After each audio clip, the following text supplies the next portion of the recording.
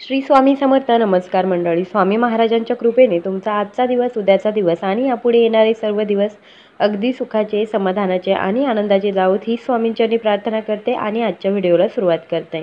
तर मैत्रिणींनो, आज आपल्या व्हिडिओचा विषय असणार आहे की घरामध्ये जेव्हा आपण फरशी पुसतो तर ती फरशी पुसत असताना आपल्याला काही गोष्टी ज्या आहेत त्या पाण्यामध्ये टाकायच्या आहेत.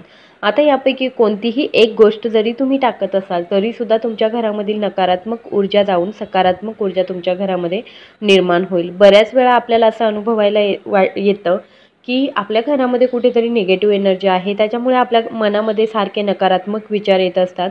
किंवा एखादं घर असं असतं की ज्याच्यामध्ये आपल्याला करमत नाही, गेल्यानंतर उदास वाटतं, भकास वाटतं.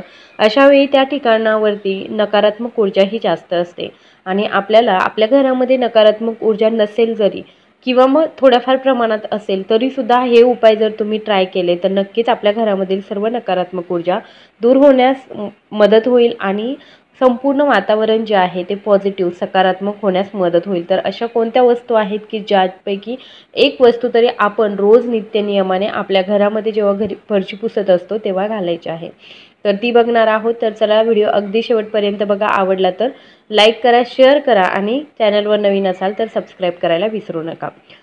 सर्वात महत्त्वाचं असं म्हटलं जातं, हात फिरे तिथे लक्ष्मी वसे. म्हणजेच काय, तर जिथे स्वच्छता असते तिथे लक्ष्मी वास करत असते, वास्तव्य करत असते. आता प्रत्येक महिला आपलं घर स्वच्छ आणि सुंदर दिसावं यासाठी किती प्रयत्न करते, परंतु आपण हे करत असतानाच काही उपायसुद्धा करू शकतो ज्याच्यामुळे आपल्या घरामध्ये पॉझिटिव्ह एनर्जी निर्माण होईल आणि आपलं घर जे आहे ते अधिकाधिक स्वच्छ होण्यास मदत होईल. आता झाडू मारताना सुद्धा एक गोष्ट लक्षात ठेवायची असते, ती म्हणजे संध्याकाळच्या वेळी आपल्याला झाडू मारायचा नसतो. त्याच पद्धतीने जेव्हा आपण फरशी पुसतो तेव्हासुद्धा ही गोष्ट लक्षात ठेवायची आहे की संध्याकाळच्या वेळी कधीही आपल्याला फरशी पुसायची नसते. जेव्हा आपण घरामधील जाळी जळमटं साफ करतो, अशा विविध प्रकारच्या ज्या गोष्टी आहेत ते घराची स्वच्छता करण्यासाठी आपण करत असतो.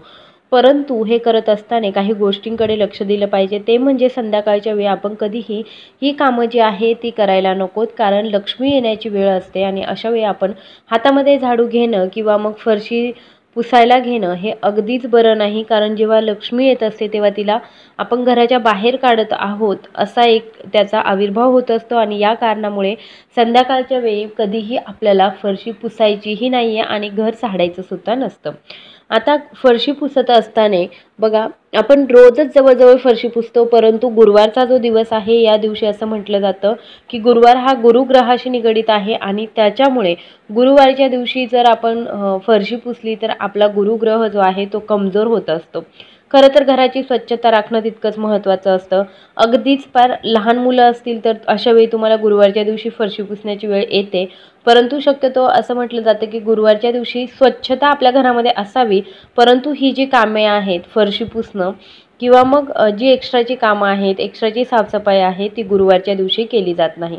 आता या एक्स्ट्राच्या साफसफाईसाठी कोणता दिवस योग्य असेल तर शनिवारचा दिवस जो आहे तो अतिशय योग्य असतो, शुभ दिवस असतो. शनिवारच्या दिवशी तुम्ही तुमच्या घराची काहीही सफाई जर काढायची असेल तर ती तुम्ही काढू शकता.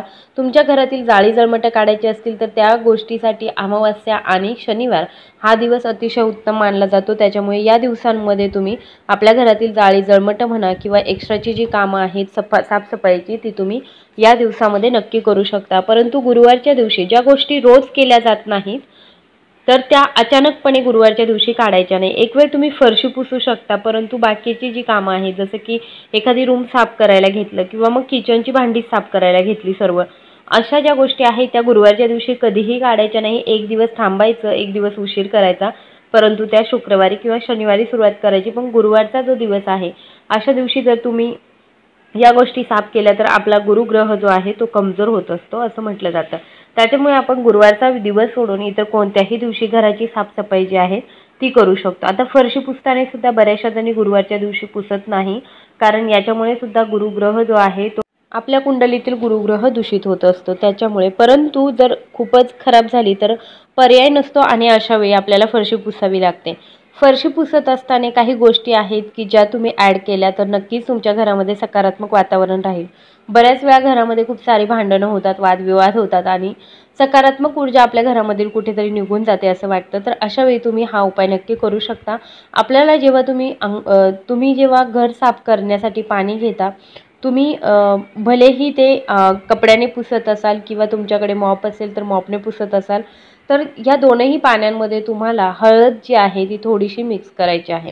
आता ही हळद करताना कोणती हळद मिक्स कराल, तर शक्यतो दुकानची जी हळद आहे तिच्यापेक्षाही आपले हळकुंड जे भेटतात ते कुटून घेतलेली जी हळद असते ना, म्हणजे काही लोक घरी स्वतःसाठी जर तशी हळद बनवत असतील तर त्यांना हळकुंड कुटून घेण्याची गरज नाही, जी हळद आहे तीच घेऊ शकता. परंतु विकतची हळद शक्यतो टाळावी, त्याच्यामध्ये बऱ्याचशा गोष्टी मिश्रित असतात. त्याच्यापेक्षा हळकुंड घेऊन जे हळकुंड आहेत ते कुटून छान त्यांची पावडर बनवायची आणि ही जी पावडर आहे ती अगदी चिमूटभर आपल्याला आपल्या घराच्या पुसण्याच्या पाण्यामध्ये टाकायची आहे. हा उपाय तुम्ही रोज करू शकता. आपल्या सर्वांना माहीत आहे की हळदीचा वास हा लक्ष्मी मातेला अतिशय प्रिय असतो. हळद ही सकारात्मक ऊर्जा निर्माण करते. त्याच्यामुळे आपल्या घरामध्ये जेव्हा कधी फरशी पुसत असाल तेव्हा थोडीशी चिमूटभर हळद टाकायला आपण विसरायचं नाही. याच्यामुळे लक्ष्मीसुद्धा आपल्यावरती प्रसन्न होते. आपण बघा, आपल्या घराचा मुख्य दरवाजा जो आहे तो सुद्धा हळदीने स्वच्छ करतो. त्यापेक्षाही आपण जर संपूर्ण घरच जर हळदीच्या पाण्याने स्वच्छ केलं तर त्याच्या इतका उत्तम पर्याय नाही आपल्या घरामध्ये सकारात्मक ऊर्जा निर्माण करण्यासाठी. त्याच्यानंतर दुसरा उपाय आहे तो तुम्ही करू शकता. म्हणजे हळद टाकली नाही तर तुम्ही कापूर जो असतो तर कापडाच्या 2 वड्या ज्या आहेत त्या थोड्याशा छोट्याशा 1 तांब्याभर पाण्यामध्ये उकळून घ्यायच्या. म्हणजे काय करायचं, एका पातेल्यामध्ये 1 तांब्याभर पाणी घ्यायचं, त्याच्यामध्ये आपल्याला ह्या वड्या ज्या आहेत त्या उकळून घ्यायच्या आहेत थोड्याशा, म्हणजे कापराचं पाणी बनवायचं आणि हे पाणी जे आहे ते आपल्याला आपल्या पुसण्याच्या पाण्यामध्ये मिक्स करायचं. असं जरी केलं तरीसुद्धा आपल्या घरामधील नकारात्मक ऊर्जा जवळजवळ नष्ट होते. तुम्ही हा उपायसुद्धा अवलंबू शकता. त्याच्यानंतर पुढचा उपाय आहे तो म्हणजे घरातील पाण्यामध्ये मीठ टाकणं. आता मीठ टाकताना जे जाडं मीठ मिळतं किंवा मोठं मीठ मिळतं, तर ते मीठ जे आहे ते आपण जर वापरलं तर आपल्या घरामध्ये भांडणं, वादविवाद होण्यास कमी सुरुवात होते. म्हणजे खूप जास्त प्रमाणामध्ये नकारात्मक ऊर्जा असल्यानंतर त्या व्यक्तींचा स्वभावसुद्धा असा निगेटिव्ह बनतो आणि त्या गोष्टींमुळे खूप सारे वादविवाद किंवा निगेटिव्ह गोष्टी ज्या आहेत त्या आपल्या घरामध्ये घडत असतात.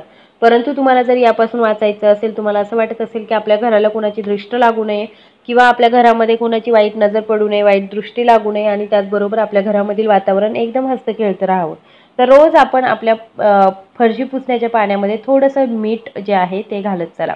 त्याच्यानंतर पुढची गोष्ट आहे ती म्हणजे पिवळी मोहरी. आता पिवळी मोहरी ही सुद्धा निगेटिव्ह एनर्जीला बाहेर फेकत असते. त्याच्यामुळे तुम्ही पिवळी मोहरी जी आहे तिने सुद्धा आपलं घर जे आहे ते पुसू शकता.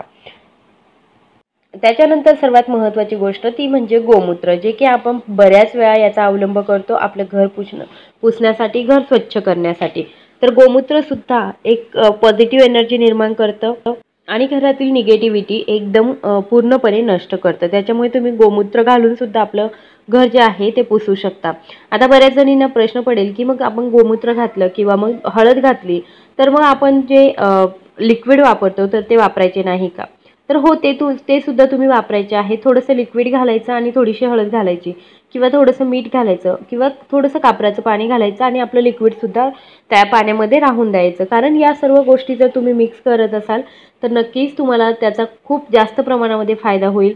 तुम्ही या सगळ्या गोष्टी ज्या आहेत त्या एकाच पाण्यामध्ये मिक्स करून सुद्धा आपली फरशी पुसू शकता. परंतु आता रोज प्रत्येकाला ह्या सर्व गोष्टी एकत्र करून फरशी पुसणं शक्य नसेल, तर तुम्ही एक गोष्ट एक दिवस घालून सुद्धा फरशी पुसू शकता किंवा कोणतीही एक गोष्ट घालून फरशी पुसू शकता. याच्यामुळे आपल्याला खूप चांगला फायदा होईल आणि हा फायदा जो आहे तो लवकरात लवकर बघायला मिळेल. आणि विशेष म्हणजे या गोष्टी जर तुम्हाला रोज करणं शक्य नसेल तर बघा, आता जे सणवार येतात त्या दिवशी तरी आपण अशा पद्धतीचा उपाय जो आहे तो केला पाहिजे किंवा मग अशा पद्धतीने आपण फरशी पुसली पाहिजे. तर आपल्याला प्रत्येक वेळी जेव्हा सणवार येतात तेव्हा आपल्याला असं वाटत असतं की आपल्या घरामधलं वातावरण सकारात्मक राहावं. पूजा जेव्हा चालू असते घरामध्ये किंवा काहीतरी आपण वाचतो त्यावेळी आपलं वातावरण जे आहे ते अगदी आनंदमय राहावं, सर्वांनी अगदी एकजुटीने मिळून जुळून राहावं असं आपल्याला वाटत असतं. तर मग तुम्ही असं सणासुदीच्या दिवसांमध्ये हा उपाय नक्की ट्राय करा. तुम्हाला त्याचा नक्की फायदा मिळेल.